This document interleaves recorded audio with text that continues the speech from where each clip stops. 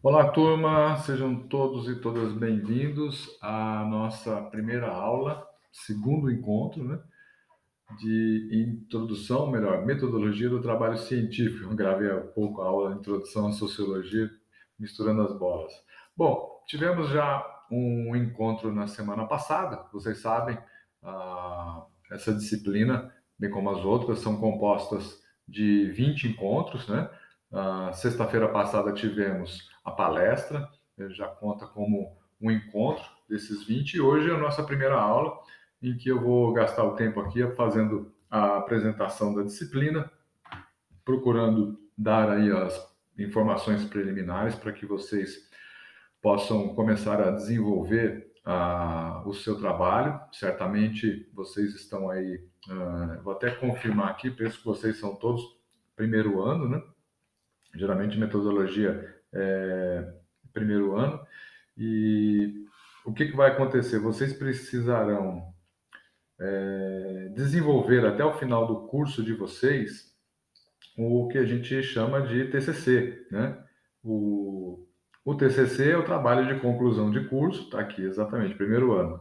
Até o final do curso de vocês, vocês deverão apresentar um trabalho de conclusão de curso para fazer o fechamento do seu curso e receber o diploma. Sem ele, não há essa possibilidade. No que consiste o TCC? Eu vou ter uma aula para falar sobre isso, separo sempre uma aula para falar sobre isso. TCC, trabalho de conclusão de curso, vai depender do curso, né? Então, quando se faz uma graduação, como essa que vocês estão fazendo, uma graduação, um bacharel em teologia, então se faz uma monografia, né?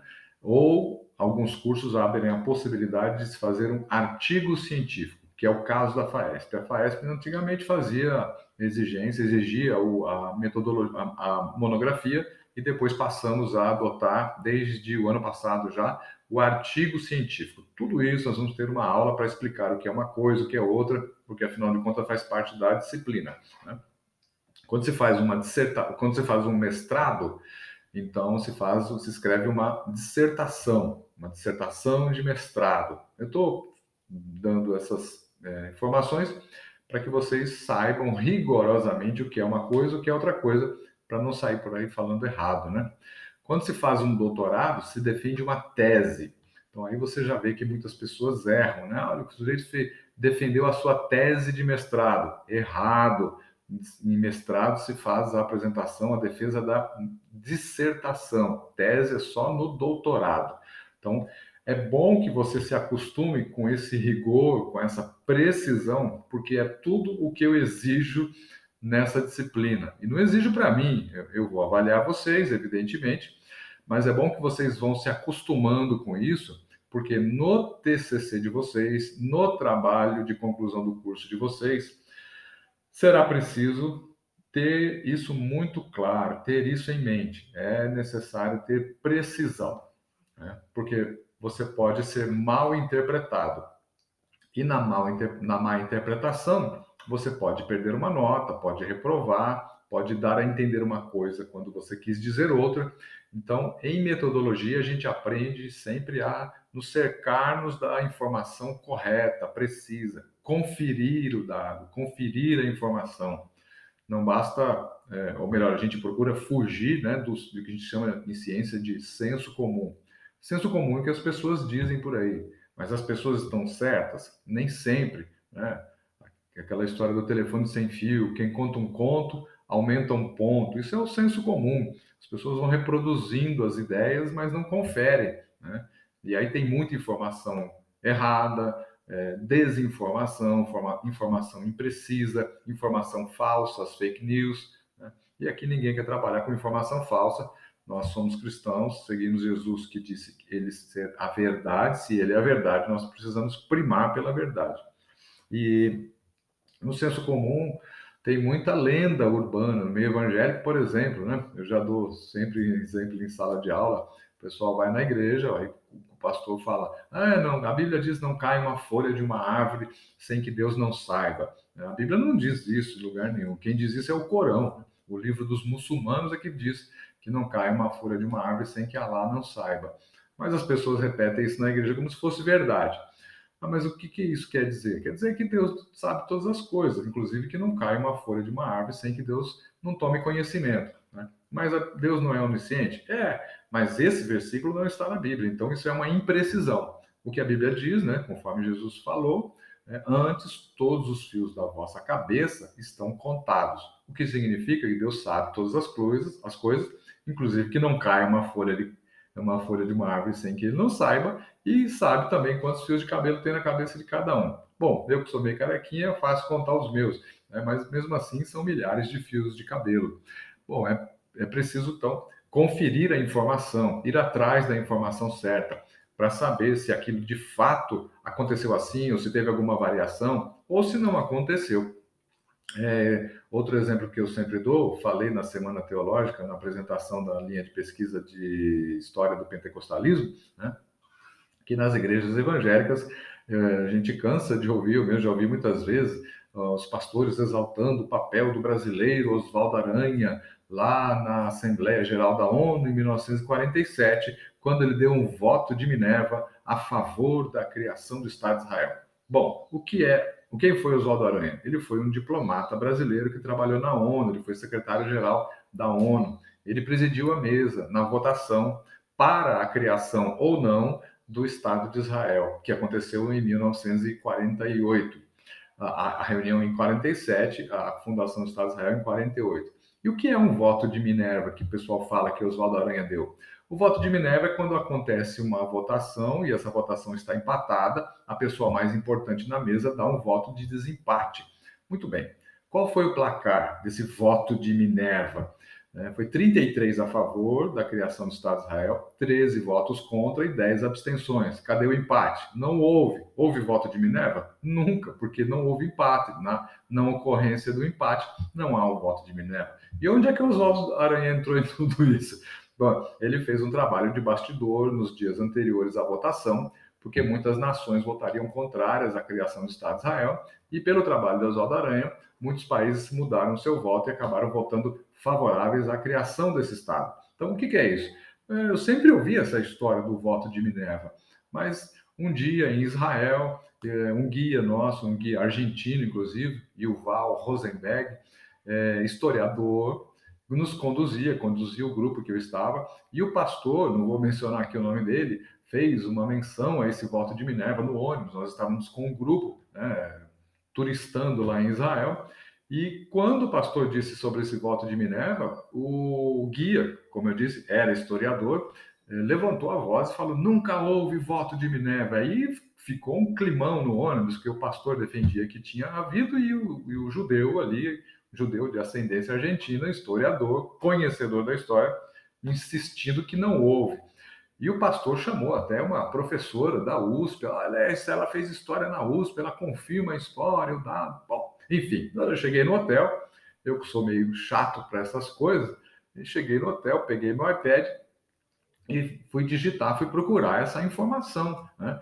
E tinha ali algumas matérias escritas. Eu peguei e li uma matéria, inclusive escrita por aquele jornalista Guga Chakra, né, publicada no jornal O Estado de São Paulo, ele contando a história da votação e dando o placar correto, inclusive as nações que votaram contrárias e a favor e favoráveis à criação do Estado de Israel. Bom, um pouco depois eu fui fazer um curso na PUC, uma pós-graduação em História da Cultura de Israel, História e Cultura de Israel, professor judeu, já falecido, até um amigo, né? Ele vai e vende uma apostila para a gente, né? Ok, eu comprei a apostila do conteúdo da matéria dele. E tô lá, voltando para casa, indo de ônibus para casa e lendo. Daqui a pouco eu chego, lá a informação do voto de, o voto de Minerva do Oswaldo Aranha. Um judeu dando aula na PUC, da pós-graduação, caiu no conto do vigário. Aí eu peguei, cheguei em casa, mandei o link do jornal lá do Estado de São Paulo, a matéria do Guga, e falei: oh, professor, a sua informação na apostila está errada, depois na próxima versão o senhor corrija. Quando ele foi dar aula para falar da votação, ele tinha uma memória fantástica. Ele citou as nações que votaram contrárias, as nações que votaram a favor. Nunca me agradeceu, mas pelo menos passou para frente a informação errada. Infelizmente, a informação ficou na apostila dele. Muita gente deve ter acreditado nessa história e acreditado ainda a partir de uma informação dada num curso de pós-graduação. É lamentável. né? É desinformação, não informação. Então, por exemplo, você, no seu TCC, o aluno vai lá escolher o título para o seu trabalho, né? A interpretação, a hermenêutica paulina na pós-modernidade. Ok, gostou do título, colocou o título, mas e aí? O que é pós-modernidade? Não há um consenso amplo, geral e restrito sobre o que é a pós-modernidade. Tem autores que dizem que não vivemos a pós-modernidade, mas na hipermodernidade. Outros dizem que nós estamos na modernidade tardia. Então, é preciso dizer, olha, eu estou usando o conceito de pós-modernidade a partir do entendimento do autor tal. Então, você tem que explicar isso, né? Tem que dizer, eu estou pensando reforma protestante, eu defendo a palavra reforma porque tal autor usa assim, assim, assim. Hoje em dia a gente não trabalha mais com esse nome, né? A gente trabalha com reformas protestantes, porque em cada país, em cada região da Europa, aconteceu um tipo de reforma diferente. Na Alemanha foi uma, na Suíça duas, né, com Melanchthon, com Zwingli e com Calvino, uma em Genebra e outra, não me ocorre a cidade agora, foram duas, uma no norte, uma no sul. Na Inglaterra aconteceu um outro tipo de reforma, na França outra. Então, não dá para dizer que houve uma reforma. Houve reforma social, política, econômica, teológica, houve a contra-reforma católica, que já estava em curso, inclusive. Então, vamos dizer, reforma protestante hoje é considerado uma imprecisão. É preciso ser preciso, rigoroso, justo, né? É como falar na Idade das Trevas, né? Quem chamou o período medieval de Idade das Trevas? Foi aquele povo do período iluminista. Eles se consideravam os iluminados, né? Resgataram a cultura, as artes, as letras, e disseram, olha, tudo aquilo que a Igreja Católica produziu na Idade Média, aquilo lá foi produção da Idade das Trevas, né? Período do obscurantismo religioso. Então, eles eram contra o pensamento da Igreja, então rejeitaram o pensamento produzido. Mas, veja, naquele período surgiu o quê? Tomás de Aquino, Erasmo de Roterdã, tantos pensadores fantásticos. Como é que aquilo pode ser chamado de Idade das Trevas? Então, o período de Idade das Trevas surgiu naquele período, a nomenclatura de Idade das Trevas surgiu no período chamado Iluminismo. Então, nós nos consideramos iluminados, os outros estão em trevas. Então, veja aí. Então, hoje é um erro, né, uma imprecisão dizer que o período medieval era um período de trevas, porque não foi de fato. Houve produção de filosofia, de teologia, de direito canônico, por exemplo, no período escolástico, produção do direito canônico. Então, houve muita produção interessante. Aristóteles foi resgatado pelos muçulmanos, né, e pela teologia muçulmana, e introduzido na Europa, o que influenciou a teologia de Tomás de Aquino, por exemplo. Então, houve muita produção, não dá para chamar de Idade das Trevas, isso é uma imprecisão, é um erro hoje, dentro da historiografia, cometer esse tipo de disparate, né, de imprecisão. Então, na metodologia do trabalho científico, estou dando aqui alguns exemplos de como vocês precisam dar atenção a essa questão da precisão, vai exigir que vocês consultem de fato os livros, vejam o que de fato determinado autor disse, o que não disse, quem falou contra aquilo que o autor falou, olha, o sujeito não concorda com ele por isso, por isso, por isso. Você está usando uma informação de alguém para construir o seu artigo, o seu texto final, e as pessoas que refutaram aquela ideia. Você também precisa ler o que foi escrito contra aquilo que você está acreditando, né? Por quê? Porque pode ser que a defesa do seu argumento apoiado no autor XYZ já está desacreditado, ultrapassado, já tem pesquisa mais nova, mais recente, outra pessoa já escreveu contra aquilo que você está defendendo. Então, você precisa conhecer o pensamento oposto, aquele pensamento que contradiz aquilo que você está tentando afirmar. Estou dando aqui algumas ideias, jogando aqui algumas considerações. Isso vai depender, evidentemente, do tipo de trabalho que você vai fazer, qual tema que você vai escolher, junto com o seu orientador, escolher defender para escrever o seu artigo, né? Então, vou dar aqui mais um, só para encerrar, né? Por exemplo, muito comum se ouvir falar, inclusive nas faculdades, universidades que trabalham teologia, e principalmente nas igrejas, uma rejeição ao Bultmann, né? Já ouviram falar contra o Bultmann? Ah, o Bultmann é liberal. A gente não pode ler o Bultmann porque o Bultmann é liberal. Ok. Onde é que está escrito que o Bultmann é liberal? Ah, o meu professor me disse, né? O professor XPTO disse que o Bultmann é liberal. O meu pastor disse que o Bultmann é liberal. Bom, você já leu o Bultmann? Não, nem leio porque ele é liberal. Bom, é preciso ler, né? Para você discordar de uma pessoa, é preciso que você leia o que ela escreveu, leia, conheça as suas principais ideias, para depois dizer, não, não gostei, não reconheço esse tipo de argumento como verdadeiro, como válido, como biblicamente defensável, enfim, seja lá o que for que você queira dizer. Agora, por exemplo, o Bultmann, ele é rejeitado, você não precisa gostar do Bultmann, não precisa simpatizar com as ideias dele, mas é uma imprecisão, é um erro muito grosseiro dizer que o Bultmann era liberal. E muita gente, até com boa formação, diz isso. No livro dele, né, que é a apresentação do programa de demitologização da Bíblia, a palestra original que ele deu lá em 1940 e pouco, ele fala, bem no início do livro, né, o livro pode ser comprado, tem na a editora da Este, publica, Sinodal, publicam isso.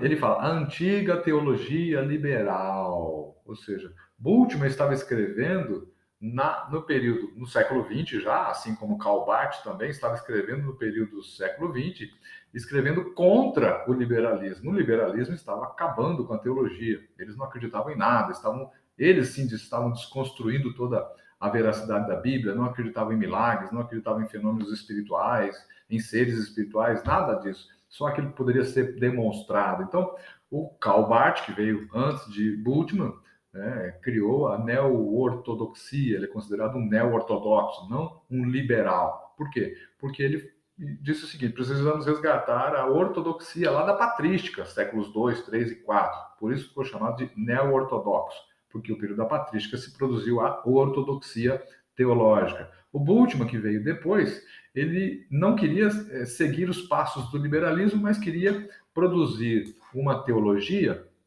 que fizesse sentido para o homem moderno, para o homem científico, para o homem industrializado. Bom, não dá para concordar, de fato, com tudo que o Bultmann disse, mas dizer que o Bultmann era liberal é um erro, porque ele chama o liberalismo de antigo liberalismo teológico, ou seja, o período do liberalismo na Alemanha e na Europa já haviam passado, isso em 1940 e pouco, que dirá hoje 2020. Por aí você vê como a nossa teologia brasileira está atrasada. O pessoal está consumindo esse material agora, né? E Bultmann era o que então? Afinal de contas, qual era a orientação dele? Bultmann era um existencialista. O orientador do doutorado dele foi o Martin Heidegger, que foi um filósofo existencialista. Daí Bultmann dizer, se esse texto faz sentido, texto bíblico, faz sentido para a sua existência, se ele transforma a sua existência, se ele muda o curso da sua vida, esse texto é a palavra de Deus. Se não acontecer isso, não é. Então, claro, a teoria dele tem muito mais coisa do que isso, né? Mas o Bultmann era, a rigor, cientificamente falando, Bultmann era um teólogo existencialista e não um teólogo liberal, como as pessoas repetem como papagaios de pirata e repetem imprecisamente. Tá joia? Bem, então é isso. Sempre vá lá, confira, leia os prós, os contras, leia as avaliações, tudo que você puder para você construir aí um pensamento adequado, correto e não ficar falando coisa errada, falando besteira, porque isso dá descrédito.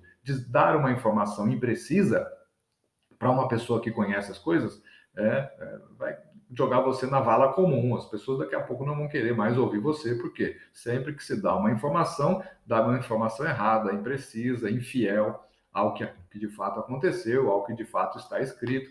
Então, isso não é legal, não é essa a nossa proposta. E metodologia do trabalho científico, a gente trabalha isso. Eu gosto de sempre reforçar essas ideias e, além disso, a apresentação do trabalho, né?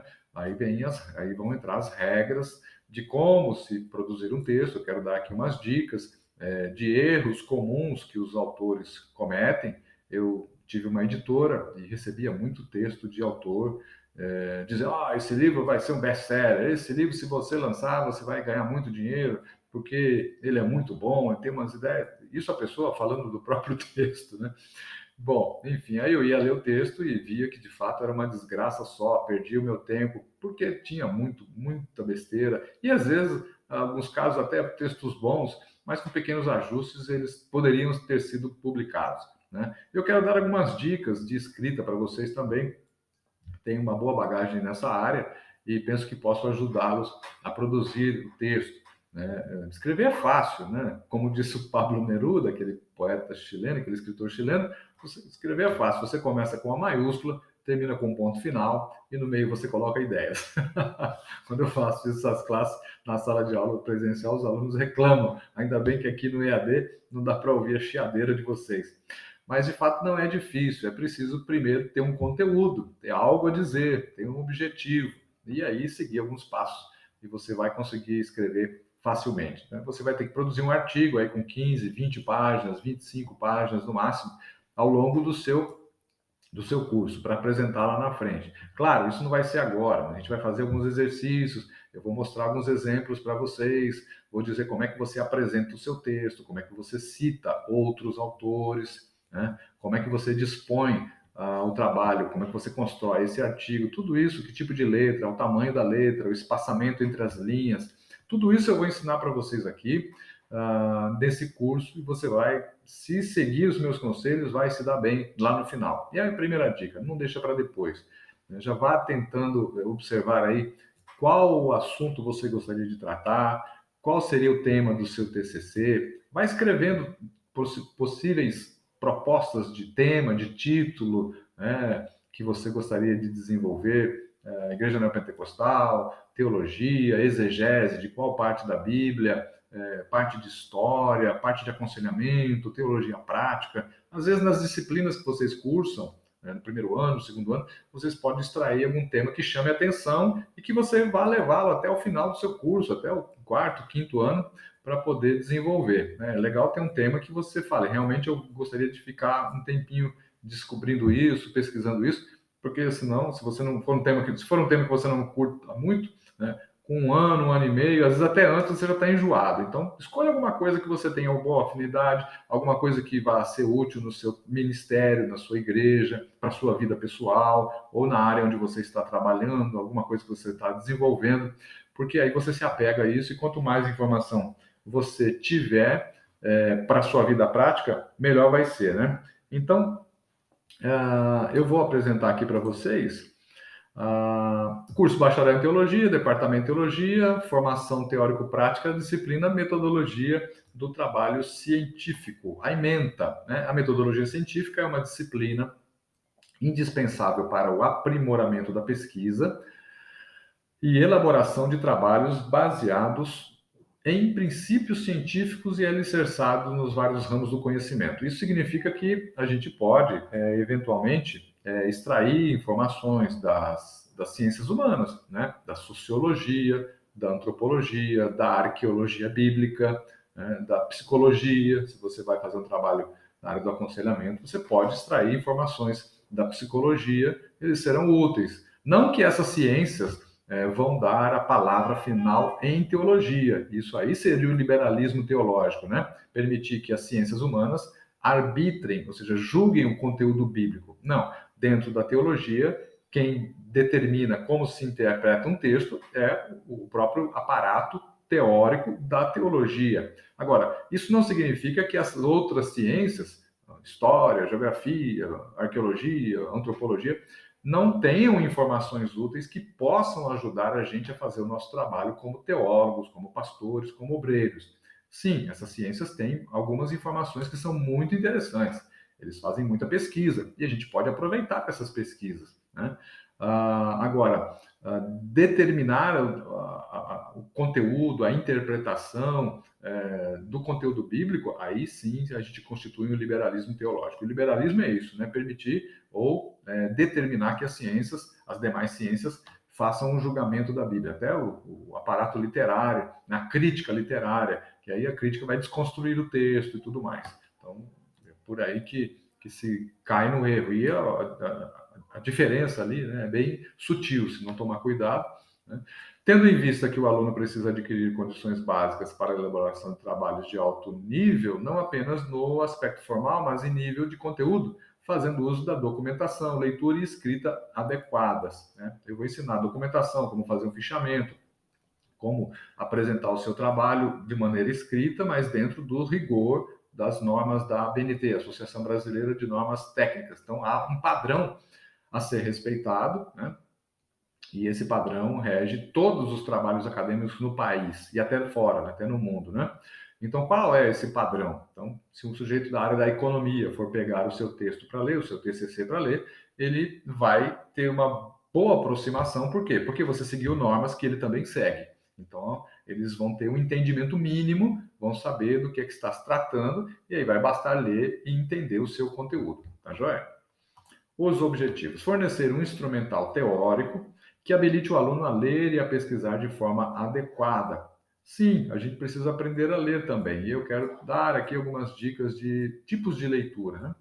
Preparar trabalhos e monografias padronizados de acordo com as normas da ABNT, formar no aluno o hábito da leitura, construindo de uma forma de trabalho de caráter sistemático, crítico e reflexivo. Né? Sistemático porque tem uma ordenação, né? Tem um passo a passo, lembra aquelas regrinhas de redação do ensino fundamental? Toda redação tem que ter introdução, desenvolvimento e conclusão, começo, meio e fim. Considere isso também no seu trabalho, de modo geral, né? Ele precisa ter uma introdução, você precisa trazer o leitor para dentro do seu campo de visão, né? O leitor, no caso, são os professores, os avaliadores, e posteriormente um leitor. Nada impede que o seu trabalho se transforme, seja transformado num livro. Então, precisa introduzir a pessoa no tema que você conhece. Você vai fazer a pesquisa, o especialista naquele assunto é você, né? Quem vai ler o seu trabalho não necessariamente tem que estar informado das informações que você coletou durante a sua pesquisa. Então, traga a pessoa para dentro do seu campo de visão, convide ela, provoque, instigue o leitor a interessar-se por aquilo que chamou a sua atenção. Faça perguntas. Você sabia que, olha, de acordo com o fulano de tal, então introduza. Depois vá apresentando o resultado da sua pesquisa. Vai como se pegar a pessoa pela mão e conduzi-la por uma caminhada, por uma jornada. Aí você vai levar, veja, isso aqui está errado, isso aqui está errado, isso aqui está errado, nós cremos assim. Aí você vai apresentar a sua argumentação. Primeiro refuta os outros, depois fecha-se com aquilo que você entende ser o argumento correto, a posição correta, a interpretação correta. E depois faz o fechamento, a aplicação e tudo mais, né? Então, tem um roteirinho para ser seguido, é muito simples isso, e com a prática você vai fazer isso automaticamente, e é o que a gente vai tentar desenvolver. Então, caráter sistemático, crítico, também por que crítico? Porque não vai acreditar na primeira que aparecer, né? O primeiro texto que aparecer, a primeira posição que aparecer. Então, fulano disse isso, interpretou tal texto assim, mas e o outro que interpreta errado? O calvinista falou assim, e o arminiano? O arminiano falou assim, mas e o calvinista? Então, há uma conciliação entre essas duas posições. Essa aqui está errada por isso, aquela está certa por quê? Qual é o ponto de acerto? Quem está apoiando também esse tipo de interpretação? Então, isso é crítica, né? Não é simplesmente descer goela abaixo aquilo que você já aceita. Então, o pensamento crítico, ele procura vários ângulos de visão, de percepção, de abordagem de um mesmo assunto, de um mesmo objeto de pesquisa.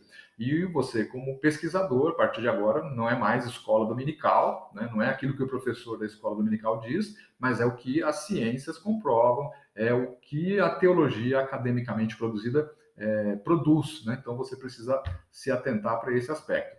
E reflexivo, porque vai demandar um trabalho de reflexão. Você vai ver a crítica, ver um lado, ver o outro, ver uma posição e ver a outra, e você vai ter que refletir, né? Vai ter que ponderar, vai ter que reunir mais informações, às vezes, para poder refutar uma posição e apoiar outra, ou refutar ambas e partir para uma terceira via, uma posição alternativa que faça mais sentido, né? Então, isso é o trabalho sistemático, crítico e reflexivo.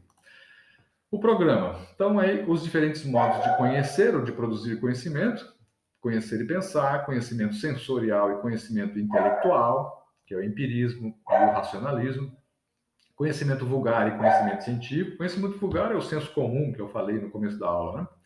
Conhecimento intuitivo, aula em casa tem isso, tem cachorro latindo também, né?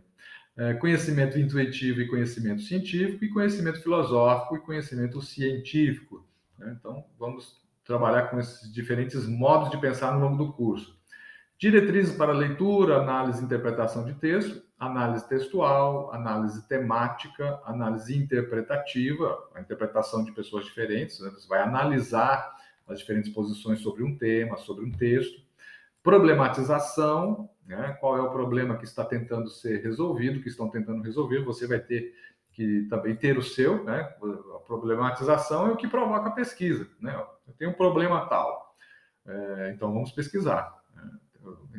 Versículo tal, ele é bíblico, é um acréscimo, quem foi que disse? Foi o homem que disse? Foi por inspiração divina? É um problema que você vai enxergar e vai desenvolver. Então, a gente chama isso de problematização. Eu vou falar muito sobre isso. Síntese textual. Pesquisa científica. Definição, característica do método da pesquisa, tipos de pesquisa, apresentação dela, as 3 partes lógicas do texto, né? A construção lógica do trabalho científico, finalidades do trabalho científico, discutir, argumentar e comprovar, né? Que é o que eu estou falando aqui, eu só estou colocando em texto aquilo que a gente já mais ou menos desenvolveu antes de eu começar a leitura.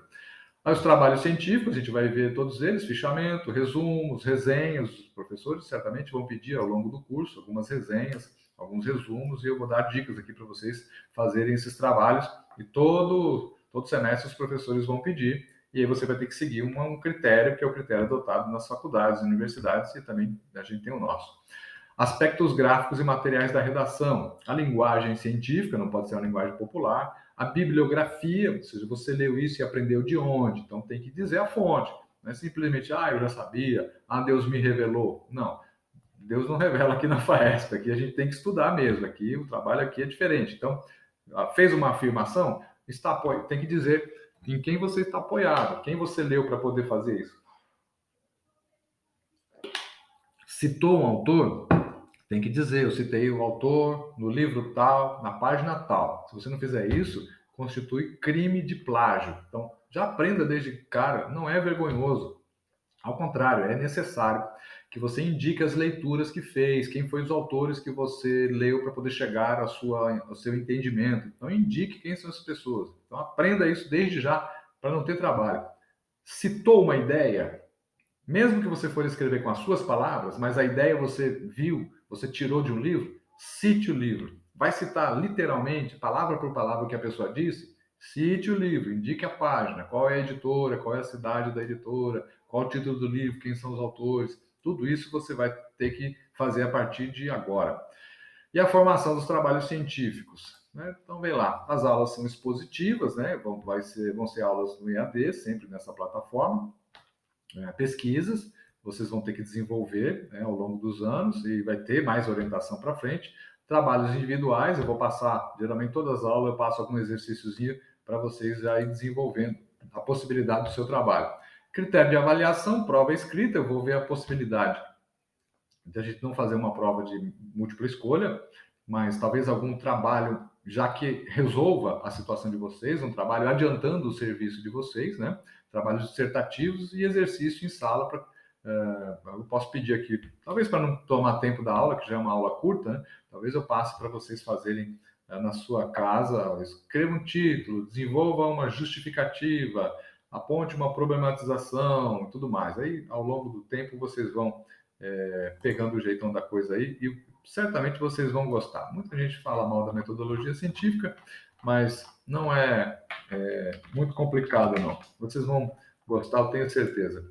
Bom, a gente poderia já, de cara, fazer aí um exercício, né? Escrevam alguns títulos de trabalho, sei lá, 3 títulos, 5 títulos de temas que vocês gostariam de desenvolver na sua pesquisa. Se vocês não tiverem nenhum para pensar, ainda vai ter tempo, né? Mas se você já entrou aqui sabendo mais ou menos isso, eu sabia que ia ter que fazer um TCC, então eu já estava de olho no tema tal, escrevam aí, procurem formular alguma coisa e vão colecionando isso. Depois vocês vão eliminando. Isso aqui vai dar muito trabalho, isso aqui está já desatualizado, isso aqui está mais ou menos, isso aqui. Aí vocês vão afinando isso ao longo do tempo, né? Vamos fazer isso juntos. Eu vou fazer perguntas para provocar vocês, para que vocês verifiquem se esse tema se sustenta mesmo, se isso dá uma pesquisa, ou se é só uma leitura de alguma coisa resolve o problema.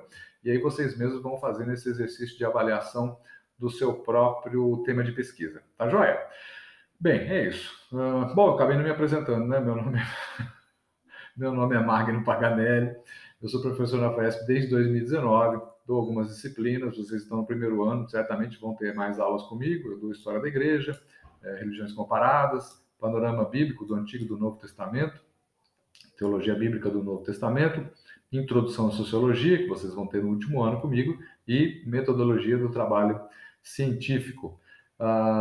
Bem, eu sou um dos professores aí mais antigos da casa, gosto muito de dar aula aqui, gosto que vocês se apresentem. Provavelmente tem alguns alunos que eu não conheço pessoalmente, se encontrar comigo no corredor, falam: professor, eu sou fulano de tal, tenho aula contigo no EAD, lá de Metodologia, vai ser um prazer conhecer você pessoalmente. As dúvidas de TI, de acesso e tudo mais, sempre procure o Lucas. E aí, dúvidas sobre conteúdo é comigo mesmo. Deve ter algum canal aí que vocês estão informados, algum canal de WhatsApp, provavelmente, para que vocês tenham acesso. E sempre que possível eu respondo e procuro responder rápido para não deixar vocês com dúvida. Se por algum acidente eu não vir alguma coisa, não vir algum pedido, alguma pergunta, me acione, tá joia? É isso aí, gente. Depois eu vou passar esse conteúdo aí para o Unimestre, vocês vão ter acesso a isso, a essa leitura que eu fiz, mas eu penso que, de modo geral, isso resolve já para a primeira aula, tá joia? As notas, a gente vai ter duas provas, né? Vocês sabem, a P1 e a P2. A P1 no 10º encontro, esse é o segundo. No 10º encontro temos uma P1. No 19º, são 20, no 19º a gente tem a P2. Aí, se a pessoa não alcançar a média 7, que é a média para aprovação, ainda vai ter mais uma aula, posso exigir um trabalho, alguma coisa assim, para tentar compensar, para vocês completarem essa nota, né? A soma das duas notas, dividido por 2, tem que dar a média. Para quem não tem bolsa, média 7. Para quem tem bolsa, média 8 para aprovação. Os exercícios eu peço que vocês desenvolvam. Para quê? Para que pegue o jeito, né? Escrever é prática. Vocês vão escrevendo e vocês vão pegando o jeito. Vocês mesmos vão mudando a maneira, a linguagem, a composição do texto. Então, vocês vão fazer muitos trabalhos ao longo do curso, resumo, resenha, ou trabalho mais amplo que os professores vão pedindo. Sempre guarde esses trabalhos, porque em algum momento lá na frente eles podem ser úteis, tá? Eu digo isso por experiência própria.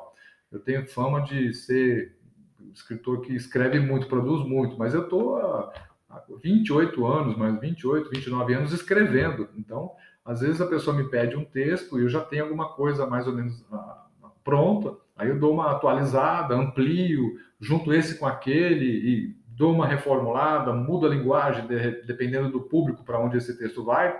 E isso é rápido, né? Não tem que começar do zero, tem que fazer leitura, pesquisa do zero, escrever, revisar e tudo mais. Eu já estou fazendo isso há muito tempo.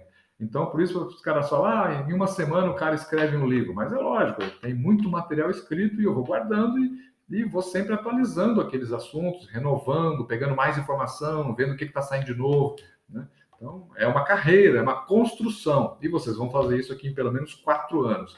E espero que levem isso para frente, numa pós-graduação, aí no mestrado, no doutorado, né? Por isso eu falo, escrevam um tema, pesquisem um tema que vocês tenham paixão por ele, porque de repente se torna o tema de uma pós-graduação, né? Uma carreira acadêmica sólida se faz assim. O sujeito, um especialista se forma assim, né? Ele começa pesquisando na graduação, depois ele aprofunda essa pesquisa no mestrado, e aí no doutorado ele vai defender uma tese, ou seja, vai pensar aquele assunto de um aspecto, de uma perspectiva, de uma abordagem que ninguém nunca pensou. Isso é uma tese, né? É o ineditismo da tese. O que ninguém pensou? O sujeito conhece aquele problema, ele está pesquisando aquilo há anos, então é ele que pode ser a pessoa certa para desenvolver uma tese e pensar algo que ninguém pensou. Então é assim que se constrói uma carreira acadêmica da qual vocês agora estão fazendo parte, né? Primeiro ano, primeiro semestre, vocês estão ingressando nessa vida. Bom, espero que vocês tenham gostado dessa aula. A primeira é assim, mais sussa, não tem trabalhinho, a não ser que vocês escreverem uns temas para depois a gente discutir. Tá legal? Deus abençoe a todos, em nome de Jesus. Até a semana que vem.